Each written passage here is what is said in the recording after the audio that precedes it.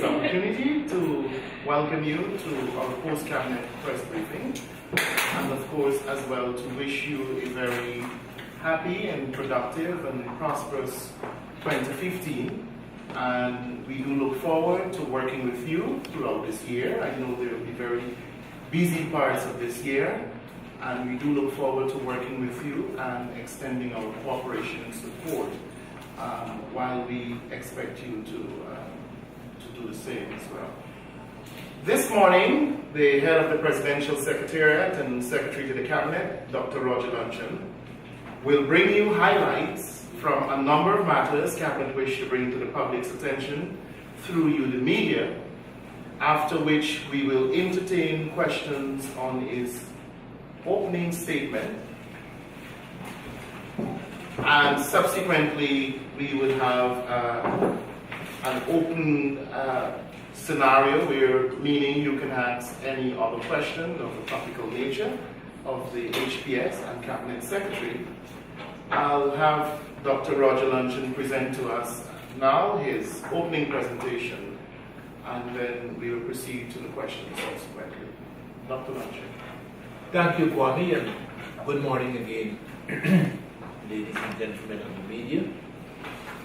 I'd like to join with Kwame in welcoming you to the first post-cabinet press briefing of the new year, 2015, and perhaps to offer you, the members of the media, the public, the same menu of measures, the same approaches that we employed in 2014 and in years earlier, in bringing to your attention in as timely a way as possible critical developments at the level of Cabinet. Cabinet met on Tuesday, the 6th of January 2015. Arising from that meeting, these are the matters I'll be bringing to yours and the public's attention. The contracts, as usual, I must confide that these are 2014 contracts that are rather belatedly being provided, because as you recall, our two prior Wednesdays were deemed by the HPS and the Cabinet Secretary unsuitable for press briefings. That is on Christmas Eve Day and New Year's Day. I'm willing to accept criticisms of that decision. So we do have contracts that were awarded on the 23rd and on the 30th of December 2014 that are now being informed, being provided, the information being provided to you and the public. Civil society organization and update, appointments, the cricket ombudsman, permanent secretaries, and the discipline forces of the act. As usual, allow me to start with the contracts for which Cabinet granted its no objections to the award. I start in the science and technology sector that is under the office of the President. And this one deals with the procurement of the contractor for the ICT network and its infrastructure for the University of Guyana. And this is at the Turkine campus. Procurement of the contractor who would be supplying, installing the network. And that is at the cost of 34.4 million Guyana dollars. 34.4 million Guyana dollars. The Ministry of Tourism, Industry and Commerce, they conduct the construction of a call center, a tuition on the east bank of Essequibo at a cost of 114 odd million Guyana dollars. 114 odd million Guyana dollars. Same sector, another call center. This one is at Enmore on the east coast of the Demerara region for 106 odd million Guyana dollars. 106 odd million Guyana dollars. Then we have the health sector. The construction, this is in the southern half of the Georgetown Hospital Corporation complex, in the southern half, the construction of the extension of the maternity building. The construction of the extension of the maternity building at a cost of 235.9 million Guyana dollars. GECOM, the electoral sector, the procurement of sensitive material for elections.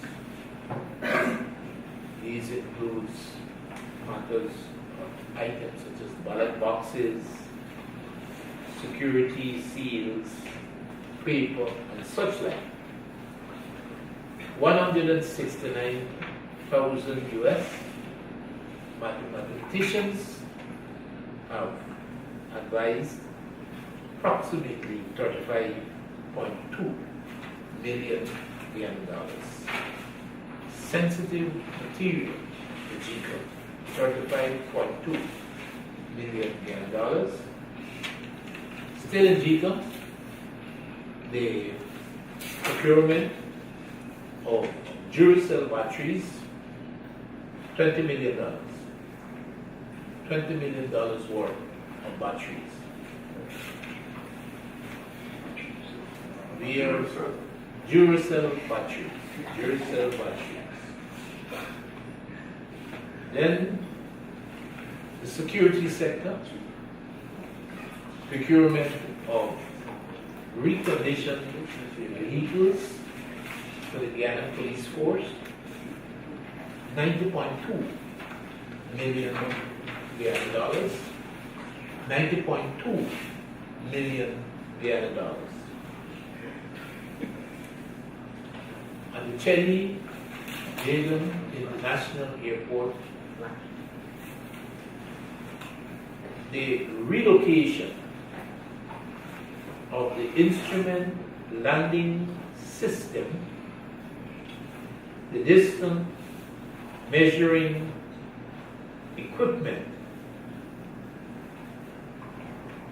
this ILS DME, and this is at the cost of 270,000 US dollars. Our mathematicians have advised it's approximately 56.2 million Guyana dollars.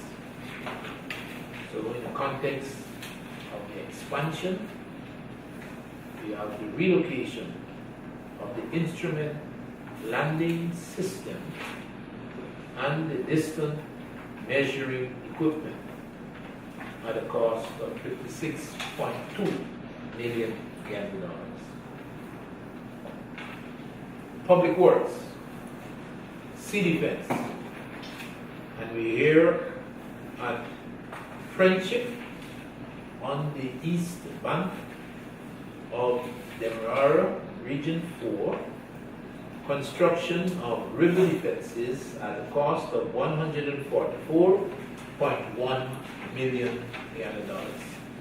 $144.1 million. Lastly,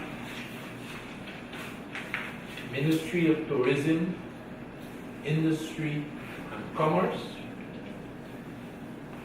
the single sourcing of a consulting firm, and this is for the digitization of immovable records and the establishment of an electronic database with linkages to the sub-treasuries, with linkages to the sub-registries, and this is for the deeds registry. The digitization of all records at the deeds registry and the sub-registries in police and also in sub-municipal. The cost, $192,000 US. Again, our mathematicians have prevailed with their value of $40 million.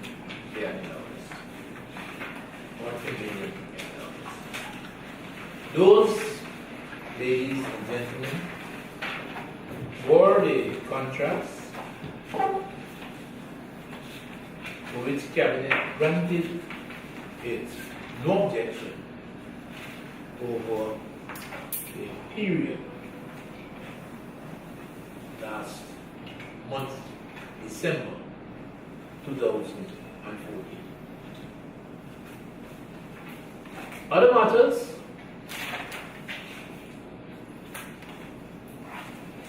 civil society organization.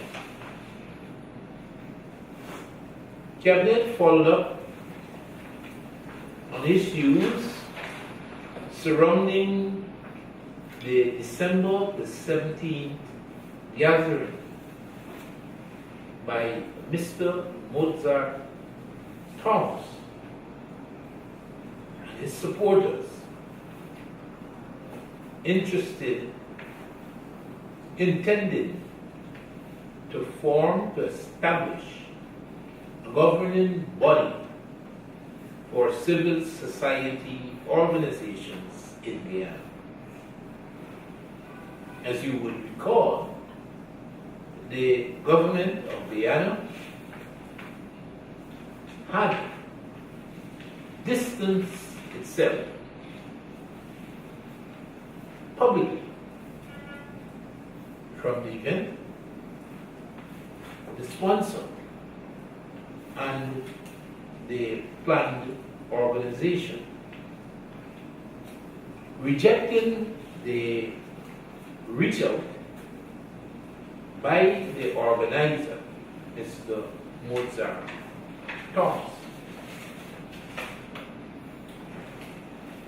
The government alluded to numerous public concerns about the organization of the event. Significantly, investigations subsequently of the event further influenced the government's position.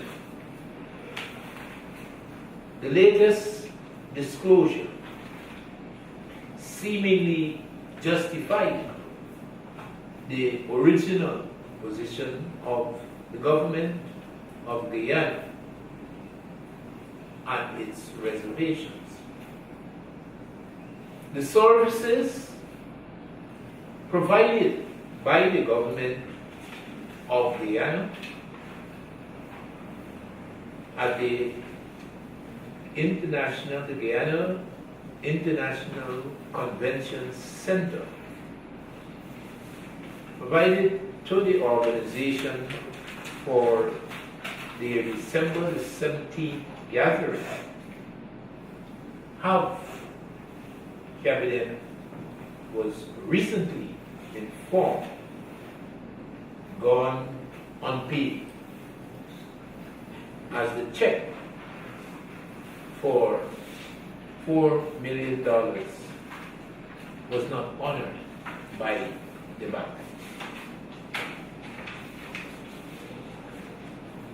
The government, cabinet, would be taking appropriate steps to recover the $4 million sum of money. Appointments. The Cricket Ombudsman. Dr. Winston McGowan is the first Cricket Ombudsman of Guyana.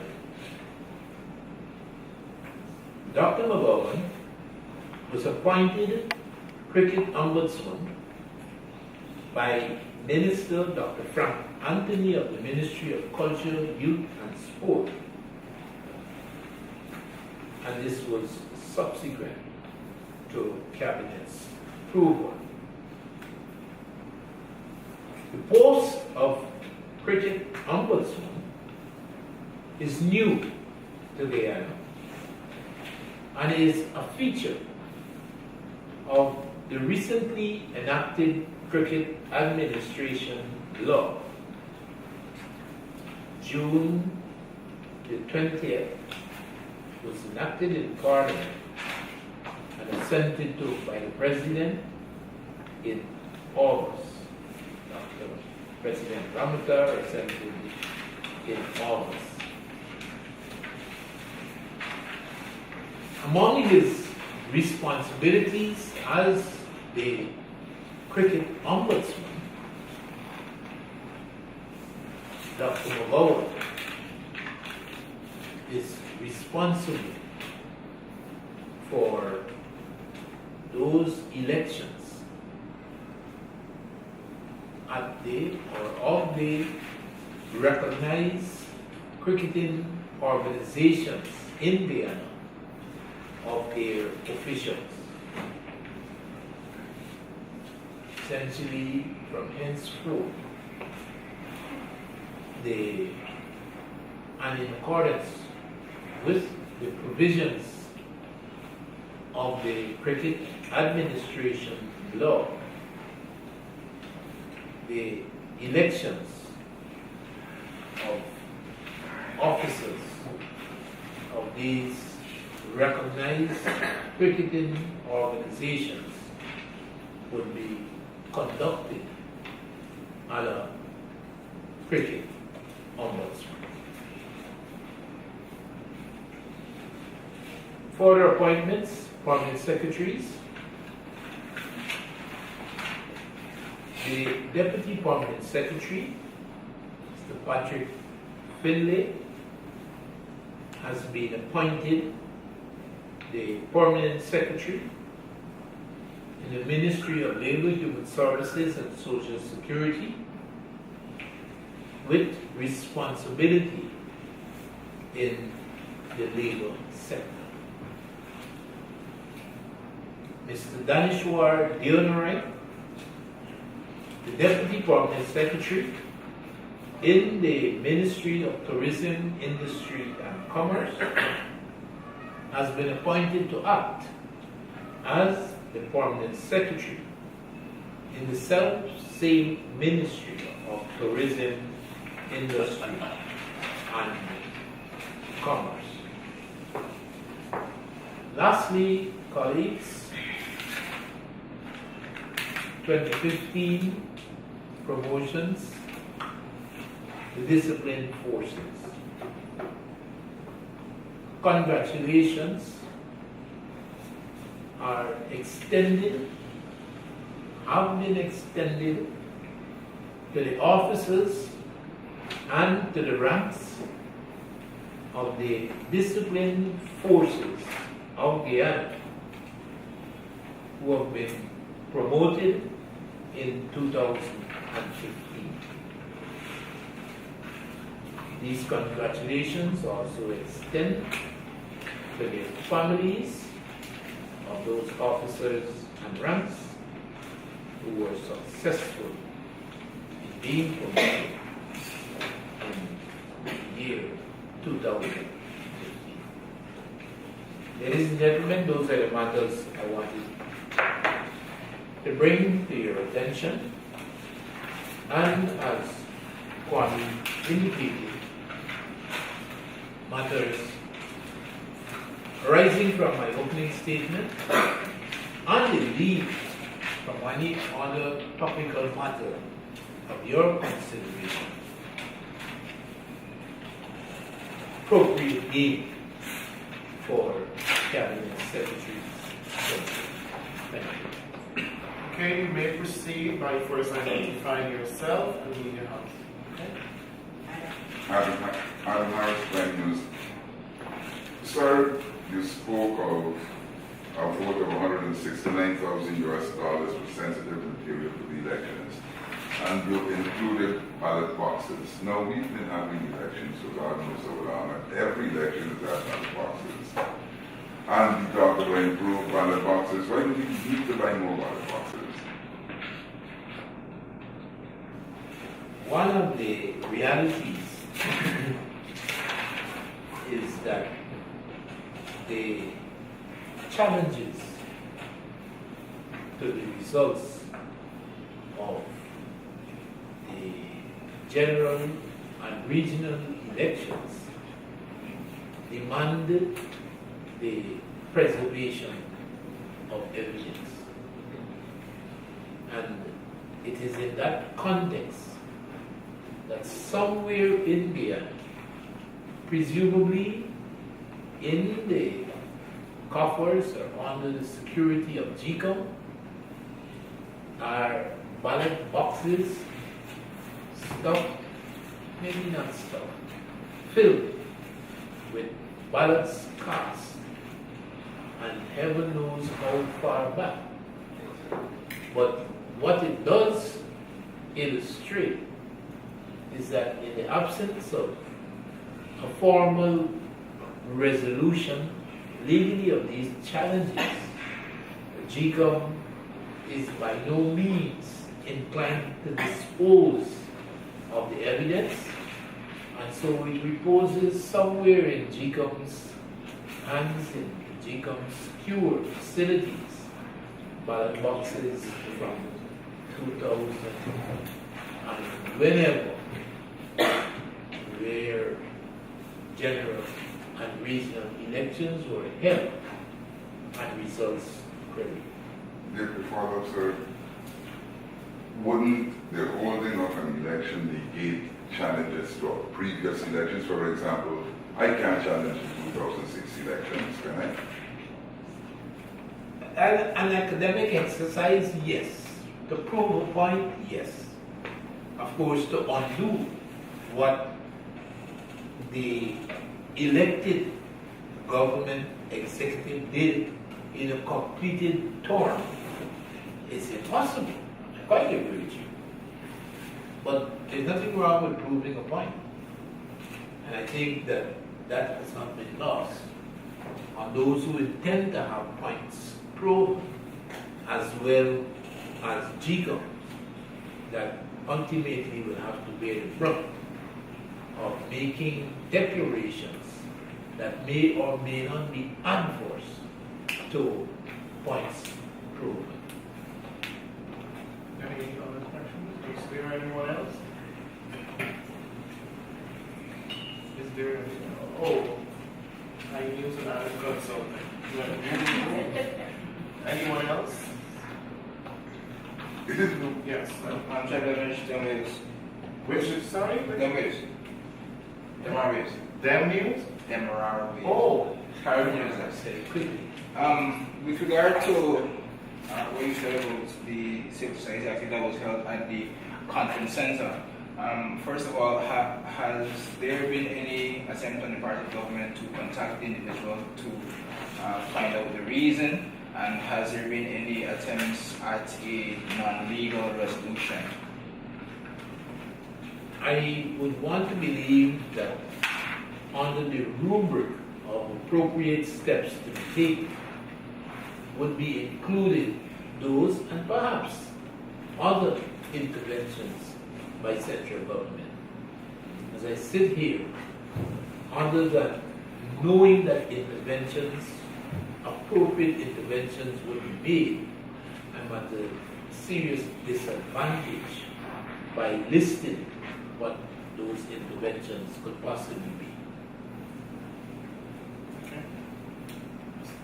Anyone else? Yes. Go ahead. Andrew Weeks, Nightly News. Dr. Luncheon, has the government made any decision pertaining to the upcoming budget and any discussion with the opposition in meeting in Parliament to pass or discuss the way forward for the budget? I harbor, and this is merely personal, but informed by my access to various corridors of power, I have a strong suspicion that the commitment to general and regional elections, of which the President spoke on numerous occasions, may influence the presentation of the budget in 2015. Okay, so you say. I would want to recognize the use of the word may, because it is the President's call. And indeed, if the dissolution of Parliament were to take place after the constitutionally mandated drop-dead date for the presentation of a budget, then there shall surely be a budget presented. If, however, the dissolution were to take place before that, then I cannot see how possible it would be for a budget to be laid by the constitutionally mandated date, save and except extraordinary efforts are made to bring to the attention of the National Assembly a budget before the dissolution, an option that we should not exclude. question. $20 million worth of Duracell batteries. He's selling? I, like many others at Cabinet, have raised eyebrows, but I don't believe that this expenditure was idly resorted to and would be incurred. Some people see this as an indictment of the power sector and the uncertainties about the supply of electricity, power on D-Day. And I think that what many of us have resorted to in the face of outage, ill-advised for the purposes of conducting polling. And therefore, I could quite understand the willingness to excuse the expenditure, value waste, and it's better to be safe than sorry. This is one perspective. Well, it could be that quite a bit of the equipment, and this is something that we probably should recognize, quite a bit of the equipment that's being used may very well be battery operated. So the Duracell, I presume, is all types of Duracell, Duracell A and B and Duracell round and square. But to address the different utensils and the specific type of batteries that they require. Alexis Rodney, News. Dr. Luncheon, can you say when government is at the limit with respect to the issue with the specialty hospital and the syringe engineering? The status, as you might recall, hinges on the termination of the contract to design, build, and supply the specialty hospital by Serengio Electrical Contracting engineering companies. Subsequent to which 3 steps were taken by central government. And one of those steps saw central government informing both the Indian Exim Bank, the provider of the concessionary loan financing, and the Indian government of its absolute resolve to have the specialty hospital constructed, built at the site in Turkey. It is in that regard that the government has reached out, the government of the Netherlands has reached out to the government of India with certain proposals with regards to the future. How specifically concessionary loan financing can continue to be provided and utilized for the completion of this project. So we are awaiting the consideration of officialdom in India to take our next steps in our commitment to have the specialty hospital built in India. What about the lawsuit filed against the company? Surrender.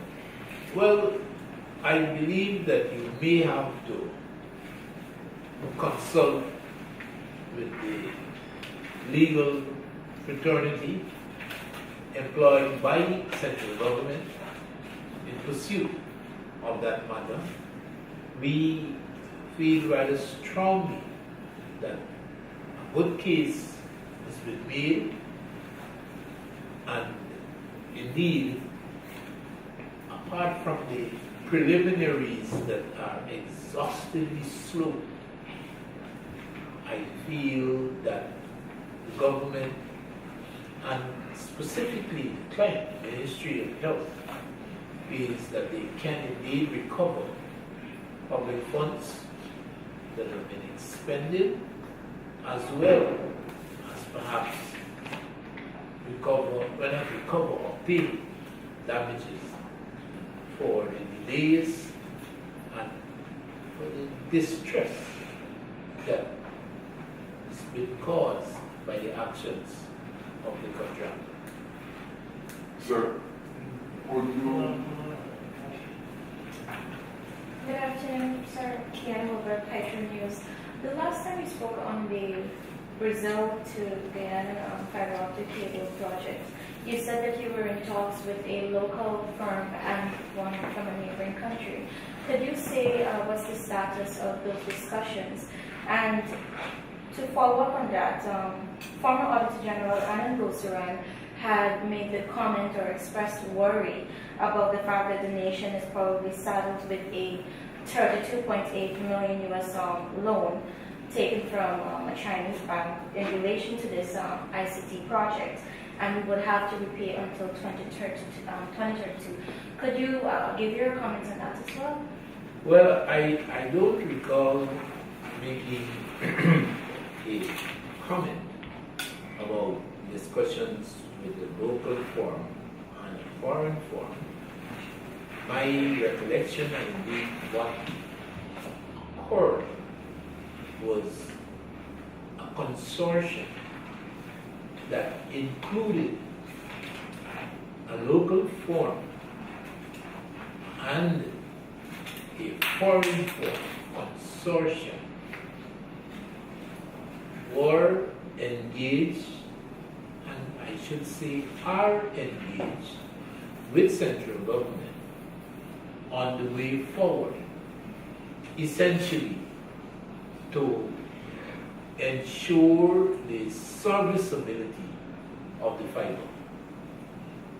You may know, it has been acknowledged that there has been significant defects along the way from Milligan to Georgetown, and those will have to be corrected for the bandwidth that is being purchased from Brazil to be made available for domestic use in here.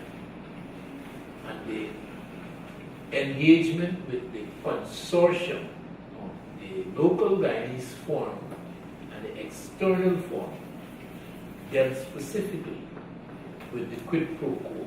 We can fix it, and what is it that we can expect in recompense?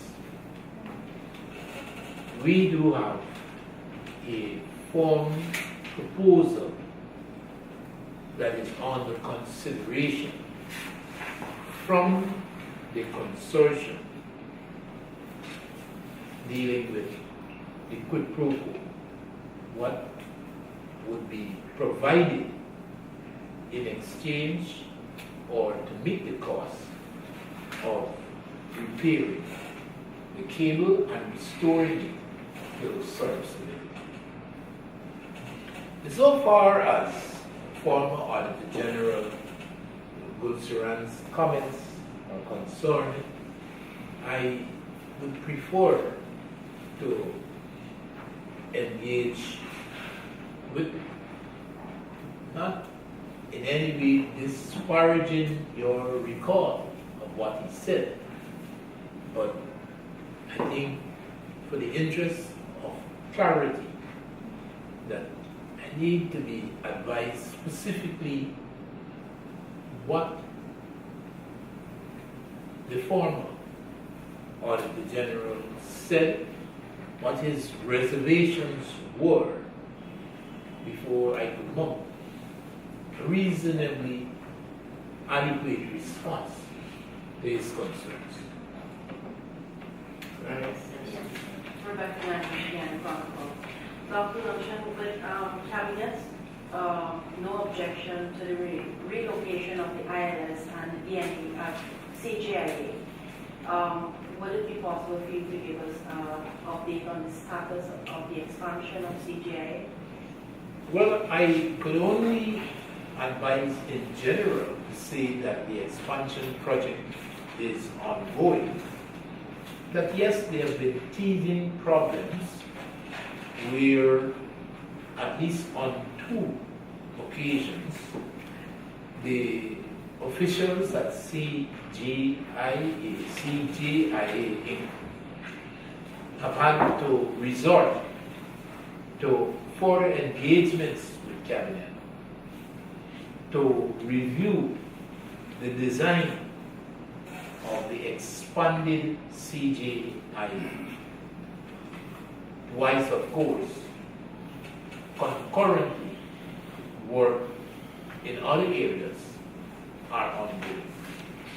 So I can speak generally to say that the project is ongoing, but the specific details that I'm pretty certain are available.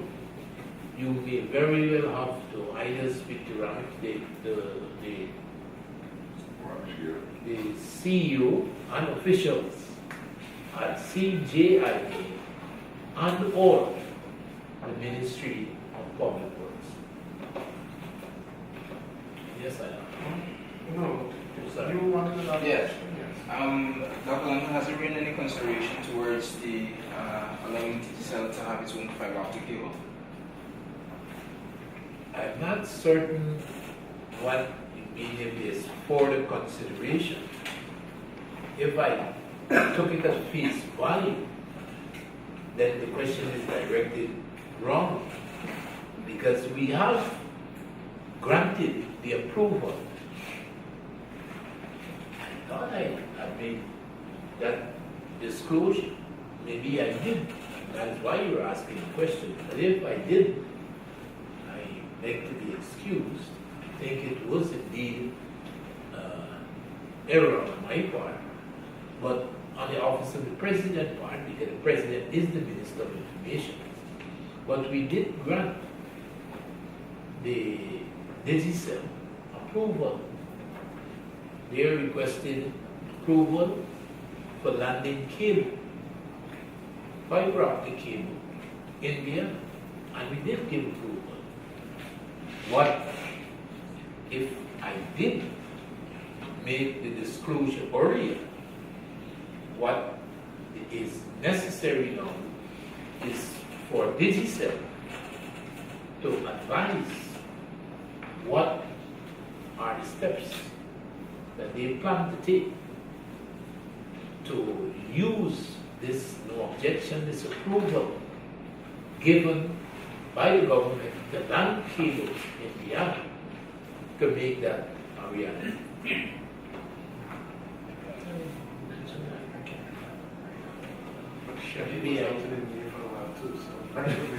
All right. Thank you very much, ladies and Yes, gentlemen. you ignored me, right?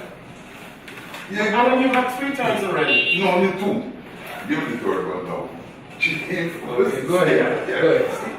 Well, the status of the ICT program being executed under the aegis of President Darby set up the 54 towers and all of that. What's the status of that? That is ongoing. I think there needs to be some recognition that we are dealing here with essentially 3 components of government's ICT strategy and its implementation. The first one that we spoke of, and this was the bandwidth and the cable coming in from Brazil. The second one was Huawei's construction of the data center, and that has been completed since 2011, 2012. And the third one is the backbone stretching from Mosen Creek to Charity, fiber, and in some places microwave, which also was completed in 2002. The data center and the fiber optic backbone from Charity, from Mosen Creek to Charity, are currently under management by EGOV, the project that was appointed to oversee the execution of the project. We have not matured the project and the project team into a management team, and vigorous activities are ongoing, are being undergone right now in putting a management structure for this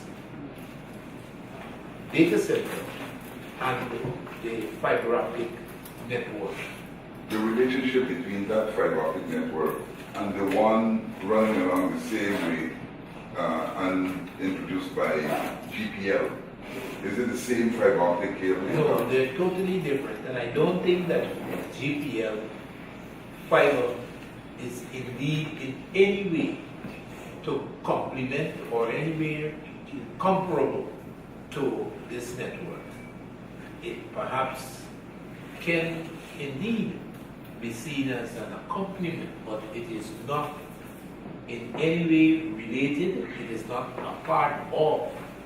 It provides for the purposes of GPL and not for the overall purposes of the ICT strategy that saw the data center, the fiber optic network, and the cable, the fiber from Brazil, the three components converging to provide for the vision that we have for the strategy. Beck suggests that Ramadan says that there is some bit of piggybacking, that the ICT network is piggybacking on the GPL cable across the Demerara, for example. GTMT or GPL? The GPL. GPL. No, you didn't say GTL. You meant Sorry, GPL. I meant GPL, sorry. The GPL cable, sorry. Ramadan said that there was some piggybacking and location which suggested the ICT cable was using the GPL program. No. I hesitate to confirm that the network that has been created depends on the GPL fiber for its continuity. I hesitate. What has been put in place is fiber connecting the major thoroughfares, the major population centers, where fiber is applicable, microwave at an internet level transmission capacity.